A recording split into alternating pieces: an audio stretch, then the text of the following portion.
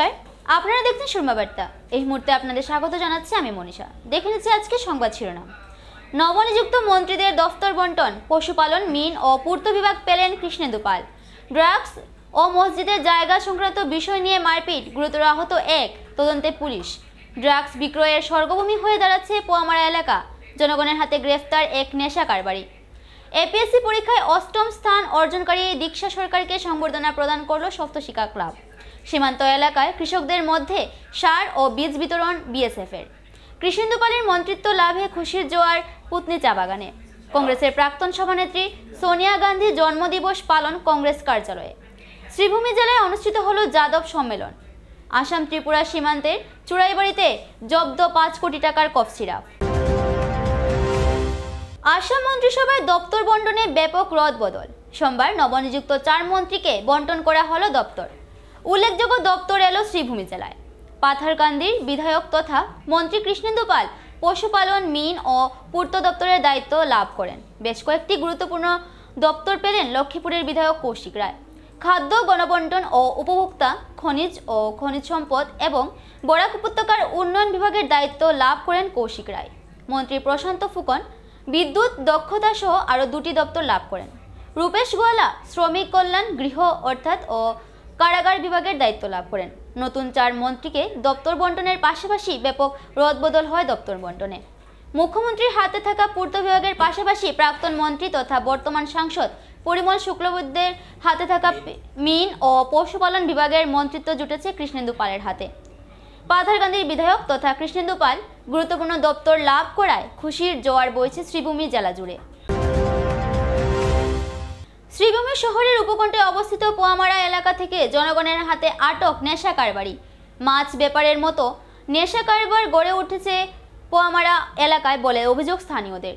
বহুদিন থেকে পোয়ামারা তথা তার আশপাশ এলাকায় গড়ে উঠছে ড্রাগসের রমরমা ব্যবসা। সোমবার এমনই এক ড্রাগস কারবারিকে হাতে নাতে পাকড়াও করেন এলাকার যুবকরা। এদিকে ঘটনার খবর পেয়ে সদর থানা থেকে পুলিশ পোয়ামারা এলাকায় ছুটে আসে। যুবকটিকে তল্লাশি চালিয়ে পুলিশ তার কাছ থেকে 200 কৌটো ড্রাগস জব্দ করতে সক্ষম হয়। পুলিশ ড্রাগস সহ কারবারিকে পাকড়াও করে থানায় নিয়ে গিয়ে জিজ্ঞাসাবাদ চালিয়ে যাচ্ছে। মাল কিনছে পোয়ামারার থেকে। পোয়ামারা দীর্ঘদিন তারা ডাক করে, পুলিশও কোনো অ্যাকশন করে না। তারপরে দৌড়াই আইতেছে, মানুষটার লগে আইছে। পরে আমারও কইছে, আমি ডাক্তারে গিয়া পালমারিয়া গিয়া ধরছি, দরিয়া পুলিশ ফোন মারছি, পুলিশ আইছে, মাল রিকোয়ারিও করছে। পোয়ামারাও তো ব্রিজের নিচে বিকে, ব্রিজের উপরে নিচে। আরে মাছের দোকানের লাগান, আর মাছের দোকানের লাগান পুরা পোয়ামারা। এটা পুলিশে নেই তো কোনো রেসপন্স হয় না। আর 2-3 দিন রাখিয়ে সারা হয়ে যায়। ছেলেটা হইলো খালিগঞ্জের। আর আমি ধরিয়ে দিছি তো এটা ছেলেটা হইলো মানে কমছে আমার অবস্থা ওই মাছ বেচা ড্রাগস বেচা সমান আবার বরত থেকে লই একটু কমছে। মানে বেজান আছিল। মাননীয় এসপি স্যারের রিকোয়েস্ট একটা আর যেন ওটার ব্যাপারে একটা একটা অ্যাকশন লইছে, শাসন লওয়া যায়। মানে ড্রাগস বেচা মাছ বেচা সমান রিকোয়েস্ট ওটা আর পোমারা থেকে ওটা দিলা বন্ধ হলো অ্যাকশন লইছে। পোমারা তো ওখানে দেবে 15-20 জন মানুষ বেচে, যেরকম মাছ মাছ মাছ ব্যাপারে এমন না। আর এদের ড্রাগস যেরকম ছেলেটার নাম কি দা? ছেলেটার নাম কইতো এটা খালিগঞ্জের ছেলে। আর তার লগে ওটালা আর একটা এটা বাকি গেছে। কতখান মাল এমনি? মাল অনুমান 200 জন 250 টাকা। আসাম ত্রিপুরা সীমান্তে চুড়াইবাড়িতে জব্দ 5 কোটি টাকার নেশা জাতীয় কফ সিরাপ। ইউপি 75AT4207 নম্বরের পেঁয়াজ বোঝাই একটি ট্রাক থেকে জব্দ করা হয়েছে বৃহৎ পরিমাণের কোডিন ফসফেট জাতীয় কফ সিরাপ। প্রায় 300টি কার্টুনে 44,100 বোতল নেশা জাতীয় এসকফ সিরাপ জব্দ করে পুলিশ। পেঁয়াজের বস্তার আড়ালে কলকাতা থেকে গুয়াহাটি হয়ে পুলিশের চোখে ধুলো দিয়ে সকল নাকা চেকিং অতিক্রম করে ত্রিপুরা প্রবেশের পূর্বে শ্রীভূমির আসাম ত্রিপুরা সীমান্তে চুড়াইবাড়ি পুলিশের তল্লাশিতে জব্দ হয় কফ সিরাপগুলো। জব্দ হওয়া কফ সিরাপগুলো পেঁয়াজের বস্তার নিচে কৌশলে লুকিয়ে পাচার করার চেষ্টায় ছিল নেশা কারবারিরা। নেশা জাতীয় সামগ্রীগুলো জব্দ করা হলেও ঘটনাস্থল থেকে পালিয়ে যেতে সক্ষম হয় গাড়ির চালক ও সহচালক। ঘটনাটি নিয়ে পুলিশ তদন্ত অব্যাহত রেখেছে।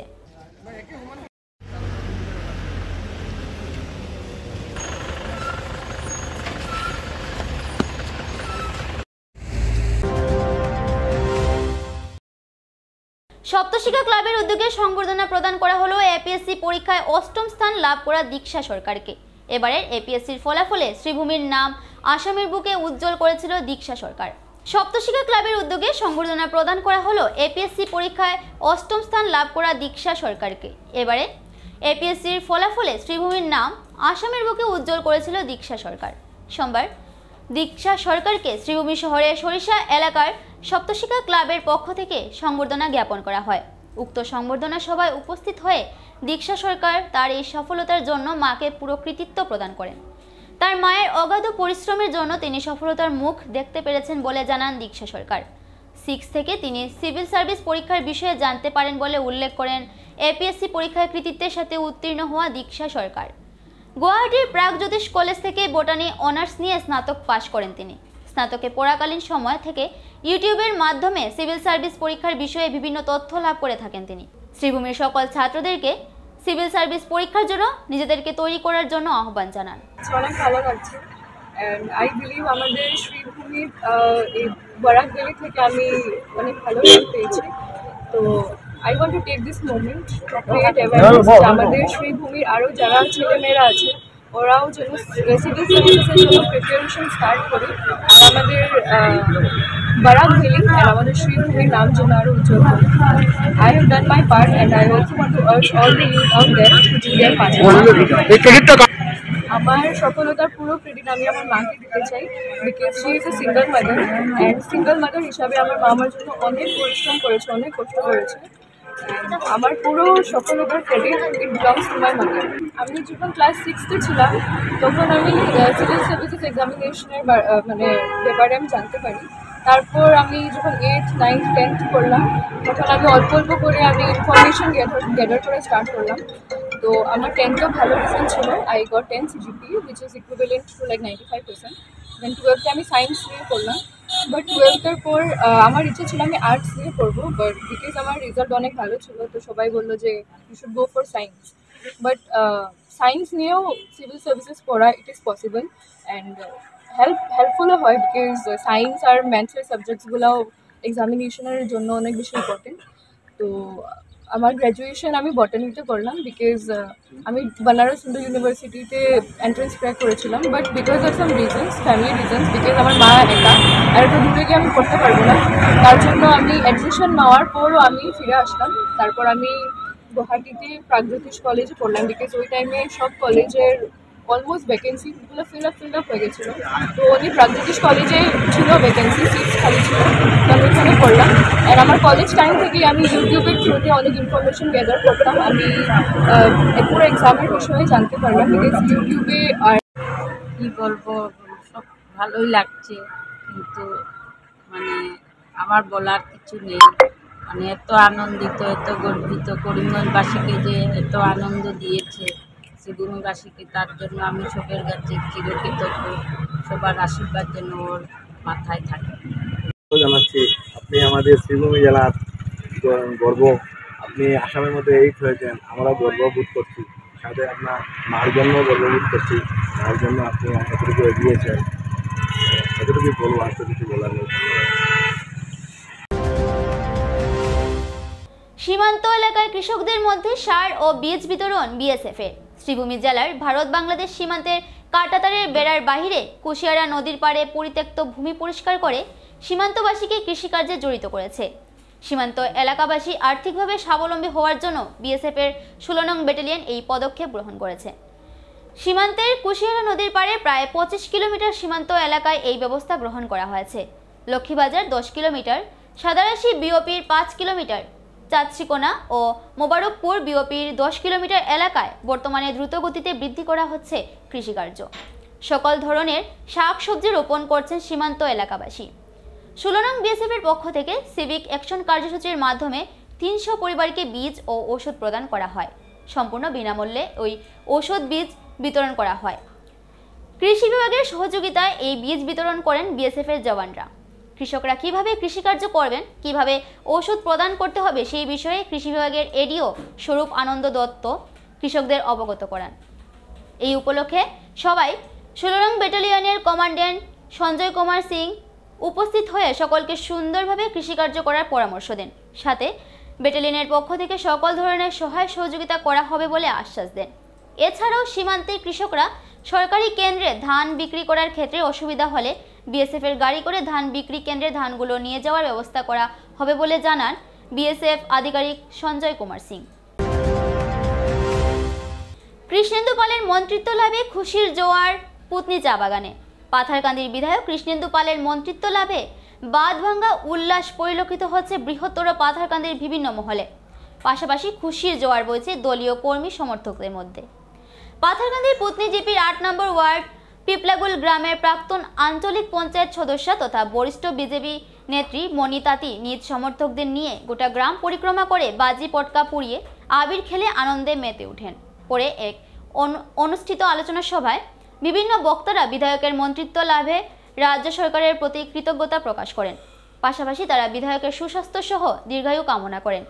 সভায় মণি তাঁতি বলেন যে আমাদের দীর্ঘদিনের দাবি ছিল বিধায়ককে মন্ত্রী করার। অবশেষে মা কামাখ্যার আশীর্বাদে রাজ্যের সর্বকালের সর্বশ্রেষ্ঠ মুখ্যমন্ত্রী হিমন্ত বিশ্ব শর্মা সেই দাবিটুকু বাস্তবে পরিণত করায় খুশি ব্যক্ত করেন। ফলে এবার থেকে নতুন মন্ত্রী কৃষ্ণেন্দু পালের হাত ধরে গোটা রাজ্যের সাথে পাথারকান্দিরও সম উন্নয়ন হবে। এদিনের সভায় অন্যান্যদের মধ্যে উপস্থিত ছিলেন সুভাষ তুরিয়া, তারামতি সাহু, কল্যাণী তাঁতি প্রমুখ। पाथरकांदी থেকে भानुचंद्र प्रतिवेदन। मेरा नाम उत्तम तांती, मैं पुतनी जीपी का पिपलागुल ग्राम के रहने वाला हूँ। हमारे जो पाथरकांदी LAC 125 से जो विधायक जी मंत्री पोस्टिंग उनको मिले हैं, उसके लिए हम सब लोग मिलकर पिपलागुल की तरफ से उनको अभिनंदन विश करते हैं। और हम लोग बहुत गर्व करते हैं कि उनके कर्म के हिसाब से उनको पोस्टिंग दिया गया है और लोगों का आशीर्वाद भी उनके साथ है। और इसके लिए हम लोग आज स्वीट्स डिस्ट्रीब्यूट किए हैं, सबके साथ शेयर किए हैं। तो हम लोग बहुत खुश हैं इसके लिए। हमारे विधायक जी जो इतना अच्छे कर्म की वजह से एक मंत्री पोस्टिंग मिला उनको, और बाकी हमारे जो भारतीय जनता पार्टी के जितने भी कार्यकर्ता हैं वो सब मेहनत करके आज विधायक जी को ये पोस्टिंग तक पहुंचाए हैं। तो सब लोग खुशियाँ मना रहे हैं। उसके बाद मंत्री एक जन আমরা খুব খুশি, সবাই খুশি।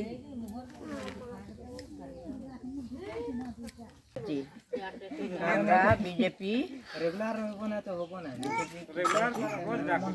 মন্ত্রী পাইছে বিজেপি, আমরা অনেক খুশি আছি।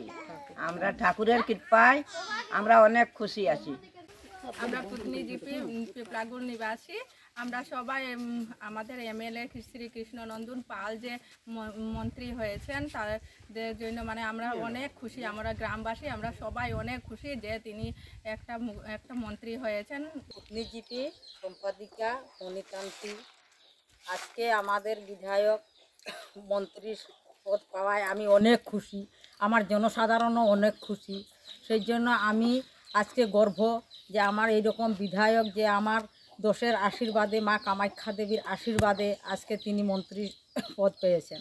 সেই জন্য আমি আমার বিধায়ককে আমি অশেষ ধন্যবাদ দিই, আর আমার হিমন্ত বিশ্ব শর্মাকেও ধন্যবাদ দিই। শ্রীভূমি জেলায় অনুষ্ঠিত হলো যাদব সম্মেলন। জেলা যাদব সমিতির উদ্যোগে শ্রীভূমি শহরে প্রতিষ্ঠিত হতে চলেছে কৃষ্ণ মন্দির। রবিবার শ্রীভূমি জেলার শ্রীভূমি শহরে যাদব সমিতির দ্বারা এক আলোচনা সভার আয়োজন হয়। প্রদীপ প্রজ্বলনের মাধ্যমে উপস্থিত অতিথিরা আলোচনা সভার সূচনা করেন। এদিনের সভা পরিচালনা সহ সবার উদ্দেশ্য নিয়ে মত ব্যক্ত করেন বিশ্বজিৎ ঘোষ। সবাই অন্যান্যদের মধ্যে উপস্থিত ছিলেন সমিতির সভাপতি বিকাশ ঘোষ, সমর ঘোষ সহ জেলার বিশিষ্টজন ও সমিতির অন্যান্য কর্মকর্তারা। এদিনের সভায় যাদব সমিতির উদ্যোগে এক কৃষ্ণ মন্দির প্রতিষ্ঠা করার পরিকল্পনা গ্রহণ করা হয়। বিশ্বজিৎ আজকে সর্বপ্রথম আমাদের যাদব ভাই বোনদের সঙ্গে আমাদের পরিচয়, যে পরিচয় প্রসঙ্গ আমরা হয়েছে অ্যাকচুয়ালি বিগত 30 বছর আগে এরকম একটা সম্মেলন হয়েছিল আমার স্বর্গীয় ধীরেন্দ্রচন্দ্র ঘোষ মহাশয়ের বাড়িতে, এবং সেই সভায় যাদব সমিতি গঠন করা হয়েছিল। সভাপতি হয়েছিলেন ধীরেন্দ্রচন্দ্র ঘোষ মহাশয় এবং সম্পাদক হয়েছিলেন স্বর্গীয় ভূপেশ চন্দ্র ঘোষ। আজকে ওরা দুইজনই নেই। যারা উদ্যোক্তাদের মধ্যে যারা এই উদ্যোগ নিয়েছিলেন ওদের মধ্যে বেশিরভাগই নেই। একজন বাড়িগ্রামে আছেন ধীরেন্দ্রচন্দ্র ঘোষ, উনিও অসুস্থতার দরুন উনি আসতে পারেননি। তো যাই হোক, আজকে সত্যি আমাদের এই ডিস্ট্রিক্টে অনেক যাদব ভাই বোনরা আছেন। আমরা হয়তো অনেককে চিনি, অনেককে জানি, কেউ কেউ হয়তো আমরা চিনিও না। আজকে আমরা সেই দিনের পর থেকে শুধু আমরা দেখতে পাচ্ছি, শুধু আমরা জন্মাষ্টমীটা হয় করিমগঞ্জ জেলা যাদব সমিতির পক্ষ থেকে, আর সেই দায়িত্ব তখন থেকে বড়রা ছিল, কিছুদিন বড়রা করেছিল, তারপরের জেনারেশন আমি ছিলাম। আমি বিগত কয় বছর হবে আমি জানি না, অনেক বছর থেকে আমি আমার জেনারেশনে যারা আছে, যেমন দীপক ঘোষ আছে, রূপক ঘোষ আছে, আমার বয়সী যারা, ওদেরকে নিয়ে আমরা সেই আমাদের জন্মাষ্টমী উৎসবটা আমরা পালন করে থাকি। আর বাকি আর কারোর সঙ্গে কোনো যোগাযোগ হয় না। তো সেই যোগাযোগের জন্য প্রথমে আমরা আজকের এই যাদব সম্মেলনের আমরা আয়োজন করেছি। ভালো লাগছে, অনেকেই অনেক দূর থেকে আসছেন, আমি সবাইকে অনেক অনেক ধন্যবাদ জানাচ্ছি। অনেকে রাস্তার মধ্যে এখনো আছেন, ফোন করেছেন, ওরা আসছেন। আজকে এই করিমগঞ্জ জেলা যাদব সমিতি আমরা একটা উদ্যোগ নিয়েছি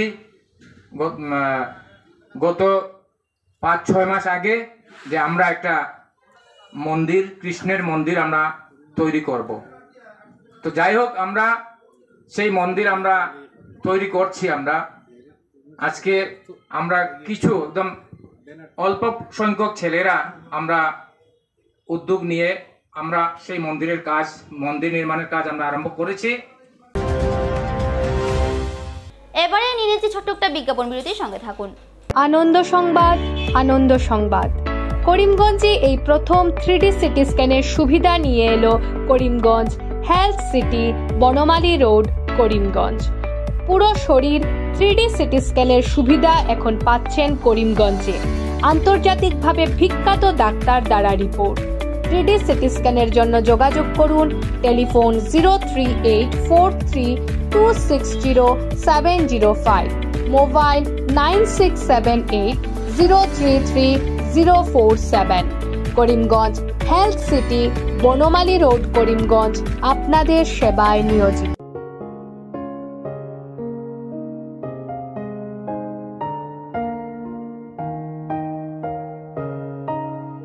চিকিৎসা সেবায় নতুনত্ব নিয়ে হাজির নিউ লাইফলাইন হাসপাতাল। অত্যাধুনিক প্রযুক্তিতে এখানে pinhole surgery, gallbladder, appendix surgery করা হয়। শিলচর মেডিকেল কলেজের সার্জারি বিভাগের অতিরিক্ত প্রফেসর ডক্টর RC শ্যাম সার্জারিগুলি করবেন। তাছাড়া তিনি প্রতি শনিবার বিকেল 3টে থেকে OPD-তে রোগী দেখবেন। রয়েছেন শিশুরোগ বিশেষজ্ঞ ডক্টর গুলজার হোসেনও।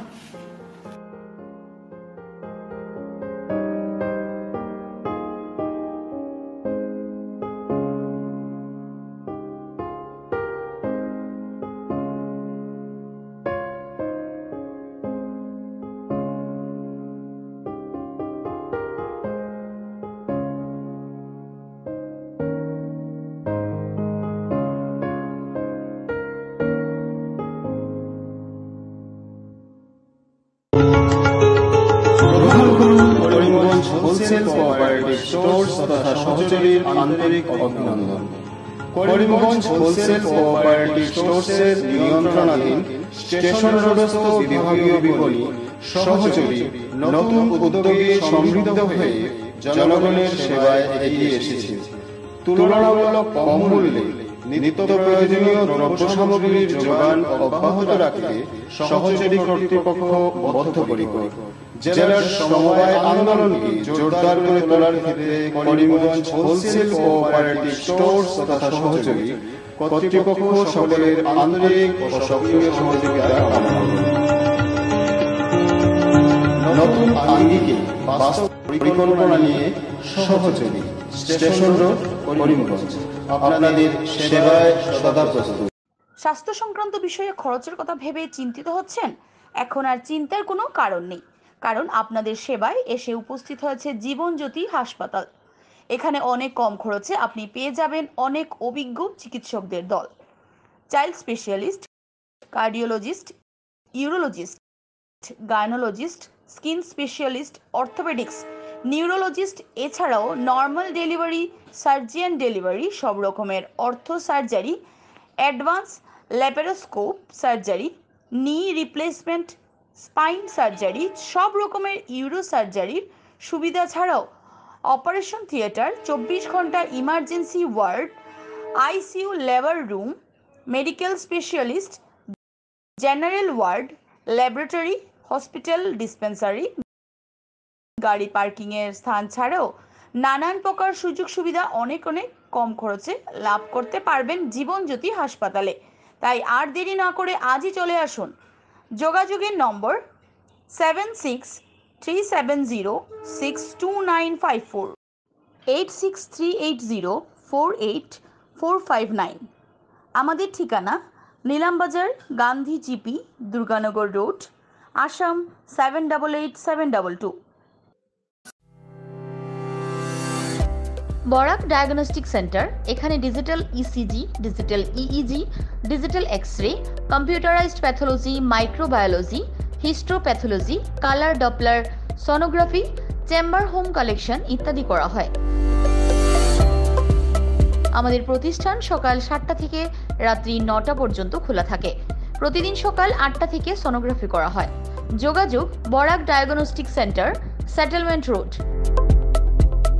যোগাযোগের নম্বর 03843273151, 7086376822, 9401325290।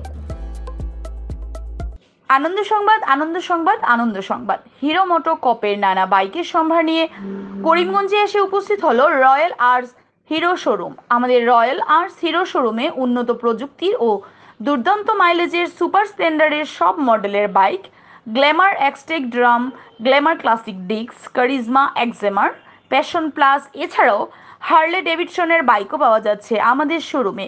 তাই আর দেরি না করে আপনার মন পছন্দের বাইক নিয়ে যেতে আজই চলে আসুন রয়্যাল আর্টস হিরো শোরুমে। আমাদের ঠিকানা শিলচর রোড, এলেঞ্জুরি, করিমগঞ্জ। পিন নম্বর 788713।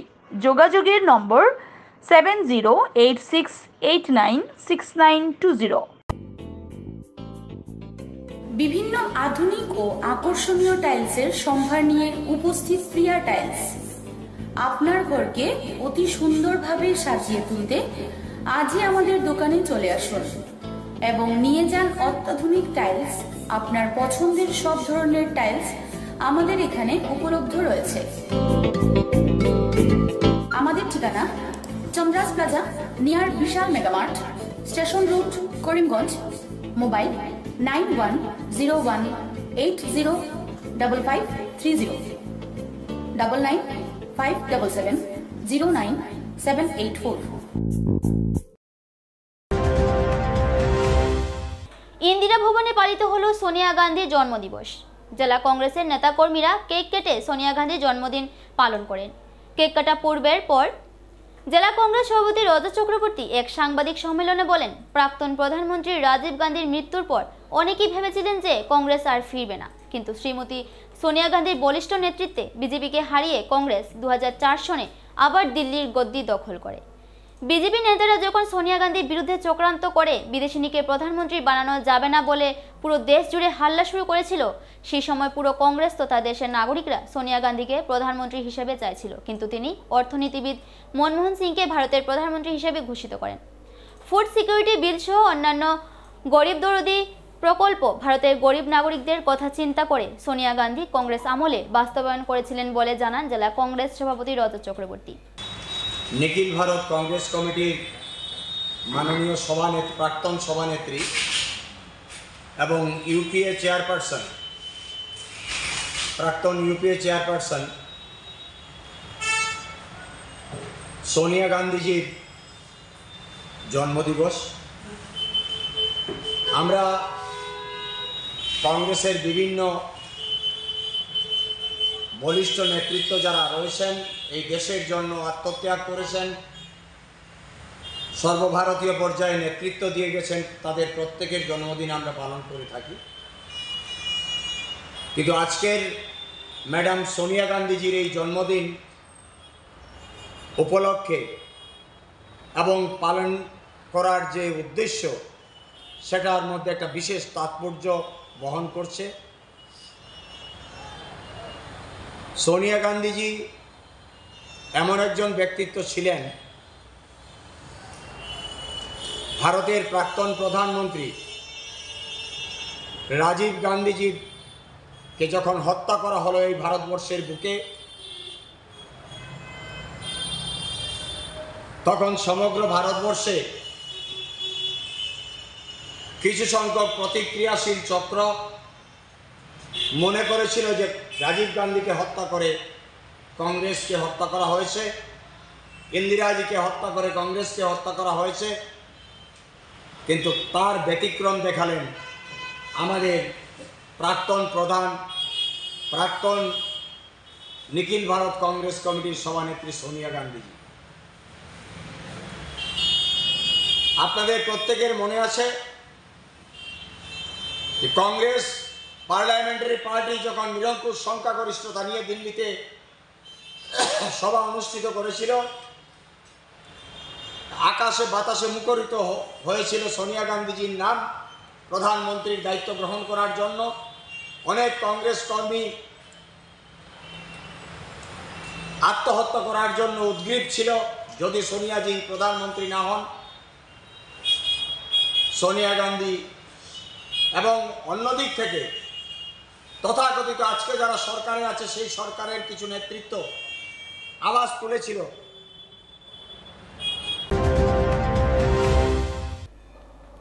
ড্রাগস ও মসজিদের জায়গা সংক্রান্ত বিষয় নিয়ে মারপিট, গুরুতর আহত এক, মামলা দায়ের থানায়। শ্রীভূমি শহর সংলগ্ন বেতাইল জামে মসজিদে মসজিদের জায়গা সংক্রান্ত ও ড্রাগসের বিরুদ্ধে এক আলোচনা সভার আয়োজন হয়। এদিনের আলোচনা সভায় ড্রাগসের বিরুদ্ধে কথা বলতে গিয়ে গুরুতর রকম আহত হন লঙ্গাইঘাট জিপির এপি সদস্য কমরুল ইসলামের ভাই। এপি সদস্যের ভাই যখন অবৈধ নেশা সামগ্রীর বিরুদ্ধে কথা বলছিলেন, তখন হঠাৎ করে ড্রাগস কারবারিরা ধারালো অস্ত্র দিয়ে তার উপর আঘাত করে। স্থানীয়রা সঙ্গে সঙ্গে সিভিল হাসপাতালে নিয়ে যায়, কিন্তু তার অবস্থা বেগতিক দেখায় হাসপাতালে কর্মরত চিকিৎসকরা কমরুল ইসলামের ভাইকে উন্নত চিকিৎসার জন্য শিলচর মেডিকেল কলেজে প্রেরণ করেন। ঘটনার খবর পেয়ে সদর থানার ওসি যাদব ডেকা সদল বলে ঘটনাস্থলে উপস্থিত হয়ে ঘটনাটি নিয়ে তদন্ত শুরু করেন। তারা কি মাছ চলে মসজিদের মাছ কথা আমি গেছিলাম শোনার লগে, ইয়া শুনিয়া শেষ হয়ে গেছে সব কিছু। শেষ হওয়ার পরে আমার বাইরে কিতা মাতিয়াতে উল্টা উল্টা করিয়া তারা মারা লাগাইছে। আমি বাসানি পাইছিলাম, তারা আমার উপরে অ্যাটেক করছে। একজন এই আছে ফসল ভাইয়া সবটাই বড় খান্ডকার তাই মাটির দলালিও করই ফসল নেই। আর তার ভাই আর ওজন রাইসল আর এরা মারছে আমার। আর সেতাব সিরাজ ভাইয়া একজন, সেতাব ভাইয়া একজন, আর আতাই ভাইয়া একজন ড্রাগস কারবারে করেন। তার বড় ভাই আর একজন নিজেরামটা হয় ও আমি এরা হলে ড্রাগস কারবারি ড্রাগস কারবার করেন। এরা আমরা উপরে অ্যাটেক করছিল। আরও সাদ্দাম ভাইয়া একজন, ও তারা 4-5 মিলিয়া ও তার নেশার দেওয়া বালা, তারা বালা জিনিস দেখতে পারে না গাঁও খালি বালাই যে করে তার উপরে কারি পুষাই কারি গাঁও কারি বেড়া লাগাই এরা হয়। শফি আরও একজন শফি খালি গাঁও আজকে মসজিদের কি সরকারি একটা স্কিম আছে, ওটা ভাইয়া এপি মেম্বার যে দিছিল কমরুল ইসলাম, ও তার উপরে লইয়া কিতা জগরিয়া সবটা সমাধান হয়ে গেছে।